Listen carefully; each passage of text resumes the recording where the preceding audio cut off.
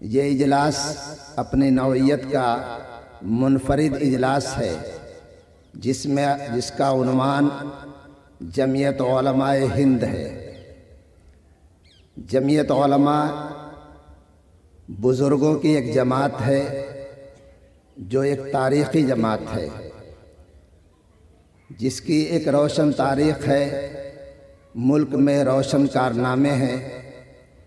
اس کی ایک تاریخ وہ ہے جس کی انتہا ملک کی آزادی پر ہوتی ہے، اور اس کے بعد ملک آزاد ہونے کے بعد مسلسل جمعیت علماء ہند پورے ملک کے اندر بلکہ دنیا کے تمام ممالک کے لیے وہ قوم و ملت کی خدمت انجام دیتی رہی ہے۔ یہ بڑی ذمہ داری جو اکابر کی ایک امانت ہے، جو ہمارے ناتواں کندھوں پر آئی ہے، اور ہم خدام جمعیت آج ملت اسلامیہ کی نگاہوں میں ایک امید کی کرن بن کر کے سامنے ہیں۔ ملک اور بیرون ملک لوگ ملت اسلامیہ کی ایک رہنما جماعت جمعیت علماء ہند سے امید رکھے ہوئے ہیں۔ اس وقت ملک کے جو حالات ہیں وہ انتہائی ناگفتہ بہی حالات ہیں، جن حالات میں ہمارا بڑا اجتماع کرنا بہت مشکل ہوتا ہے۔ ملک میں بھی اور پوری دنیا میں آج مسلمانوں کی طرف جو نگاہیں ڈالی جا رہی ہیں وہ انتہائی خطرناک ہیں، شک کی نگاہیں ہیں، اور ان کے سلسلے میں طرح طرح کے تخیلات پائے جا رہے ہیں۔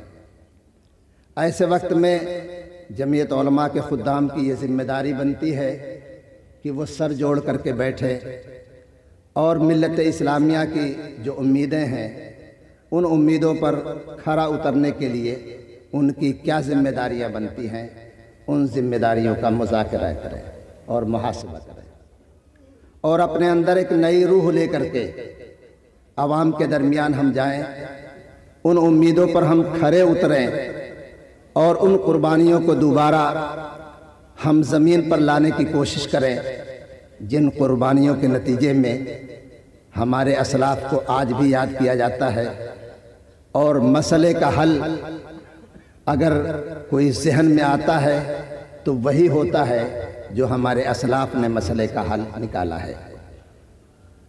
اس لیے ہمیں ضرورت ہے کہ ہم جمعیت علماء کی تاریخ کو سمجھیں، جمعیت علماء کی تاریخ کا مطالعہ کریں، اور اپنے اکابر کے ان کارناموں کو ہم زندہ کرنے کی کوشش کریں جن کارناموں سے ہمیں حوصلہ ملتا ہے، زندگی ملتی ہے، اور کام کرنے کا موقع اللہ تعالیٰ نے ہمیں عطا کیا ہے۔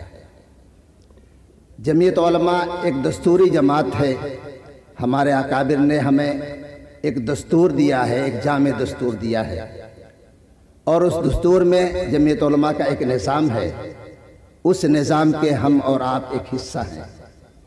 اس نظام کو ہم اپنے درمیان کیسے چلائیں، اس نظام کی نزاکتیں کیا ہیں، اس نظام کے تقاضے کیا ہیں، آج کے اس مذاکرے کی مجلس میں آپ حضرات کے سامنے وہ چیزیں پیش کی جائیں گی اور وہ چیزیں آپ کے سامنے آئیں گی۔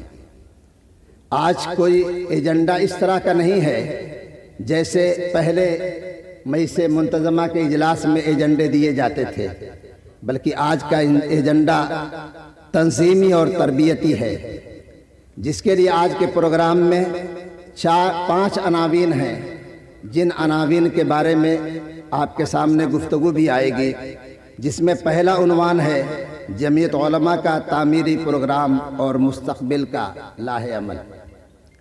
یہ جمعیت علماء جو مختلف خدمات انجام دیتی ہے، اس میں ایک حصہ جمعیت علماء کے تعمیری پروگرام کا ہے۔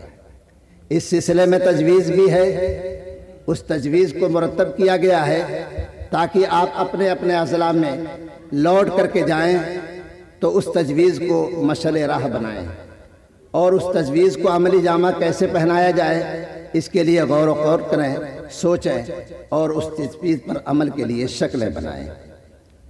دوسرا عنوان ہے جمعیت علماء کی انسانیت کی بنیاد پر قومی اور ملی خدمات۔ یہ جمعیت علماء کی ایک پہچان ہے کہ جمعیت علماء جو کام بھی کرتی ہے اس کی بنیاد انسانیت ہوتی ہے۔ اس کے اندر مذہب و ملت کا امتیاز نہیں ہوتا ہے، اس کے اندر امیر و غریب کا امتیاز نہیں ہوتا ہے، اس کی نگاہ میں سارے انسان یکساں درجہ رکھتے ہیں، اور انسانیت کا جمعیت علماء جو درد محسوس کرتی ہے وہ سب کے لیے برابر درجے میں درج محسوس کرتی ہے۔ تیسرا عنوان ہے جمعیت علماء کی ہندو مسلم اتحاد کی کوشش۔ یہ بھی ملک کے اندر تنہا واحد جماعت ہے جمعیت علماء ہند، جس کا ایک امتیاز رہا ہے کہ ملک کے اندر برادران وطن کو ساتھ لے کر کے چلتی ہے، اور برادران وطن ہندو مسلم سکھ عیسائی سب کے درمیان اتحاد کی بات کرتی ہے، اور اتحاد ہی کو اس ملک کی سلامتی کے لیے وہ ضروری سمجھتی ہے۔ ملک کی ترقی اگر ملک چاہتا ہے، ارباب اقتدار چاہتے ہیں، تو اس کے لیے ضروری ہے کہ اس کے اندر جانبداری کو ختم کیا جائے، اور ملک میں ہندو ہو مسلمان ہو، کسی بھی مذہب سے تعلق رکھنے والا ہو، کسی بھی مذہب کا ماننے والا ہو، اس کا درجہ یکساں ہونا چاہیے، اس کے اندر اتحاد کی بات ہونی چاہیے۔ نفرت اور افتراق کی بات ملک کے لیے، ملک کی سلامتی کے لیے انتہائی خطرناک ہے۔ اس کی علمبردار جو جماعت جمعیت ہندوستان کے اندر ہے، اس جماعت کا نام ہے جمعیت علماء ہند۔ ہماری اور آپ کی ذمہ داری بنتی ہے، اس عنوان کے تحت آپ کے سامنے گفتگو آئے گی اور تجویز بھی آئے گی، تاکہ اسے آپ کیسے اپنے اپنے اضلاع میں عملی شکل دے سکیں۔ چوتھا عنوان ہے جمعیت علماء کا تنظیمی نظام اور عامۃ المسلمین کی نمائندگی۔ ہم کہتے ہیں کہ یہ ہندوستان کے اندر واحد مسلمانوں کی نمائندہ جماعت ہے۔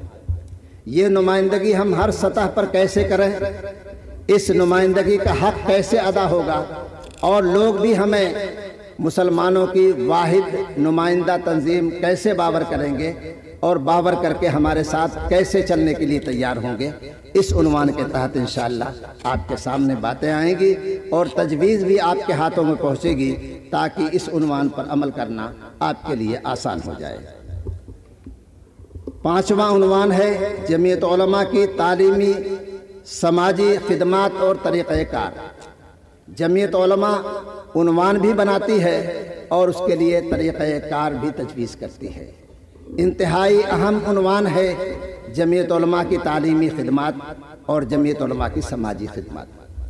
تعلیم اور سماج کی تربیت، یہ دونوں ایسے اہم جز ہیں جس کے بغیر ملت کی شیرازہ بندی اور ملت کے اندر ترقی کے لیے وہ راہیں جو ملت چاہتی ہے اس کا کھلنا مشکل ہے۔ اس لیے اس عنوان کے تحت بھی تجویز آئے گی، اور اس عنوان کے تحت انشاءاللہ آپ کے سامنے مختلف پہلو پر گفتگو بھی ہوگی۔ اس اجلاس کے اندر جو اجلاس صدر محترم حضرت مولانا سید اشہد رشیدی دامت برکاتہم صدر جمعیت علماء اتر پردیش کی صدارت میں منعقد ہو رہا ہے، اس اجلاس میں انشاءاللہ صدر جمعیت علماء ہند قائد ملت ہم سب کے مخدوم و محترم حضرت مولانا سید ارشد مدنی دامت برکاتہم کا بھی انتہائی وقی اور حالات کے پر مبنی خطاب ہوگا۔ انشاءاللہ وہ بھی اس اجلاس میں تشریف لے آئیں گے۔ اس اجلاس میں جب آپ پہنچیں گے اپنے اپنے گھروں پر، تو اس کے لیے ایک اعلامیہ بھی مرتب کیا گیا ہے، گویا ہر ضلع کے لیے وہ ایک سرکولر کا درجہ رکھتا ہے۔ اس اعلامیہ میں جو مطالبات اور جو تقاضے آپ کے سامنے رکھے گئے ہیں، وہ تقاضے انتہائی اہم اور وقی ہوں گے۔ انشاءاللہ اس اجلاس کے اختتام میں وہ اعلامیہ بھی آپ کے سامنے پیش کیا جائے گا، اور آپ سے درخواست کی جائے گی کہ اس اعلامیہ پر آپ عمل کرنے کی جد و جہد کریں۔ وقت چونکہ کم ہے، یہ اجلاس 2 نشستوں میں ہونا طے تھا، لیکن چونکہ دن بہت چھوٹا ہے اور ایک نشست کے بعد کھانے وغیرہ سے فراغت کے بعد دوسری نشست کا انعقاد یہ مشکل ہو رہا تھا، اس لیے نشست کو کچھ طویل کر دیا گیا ہے، وقفے کو کچھ بڑھا دیا گیا ہے۔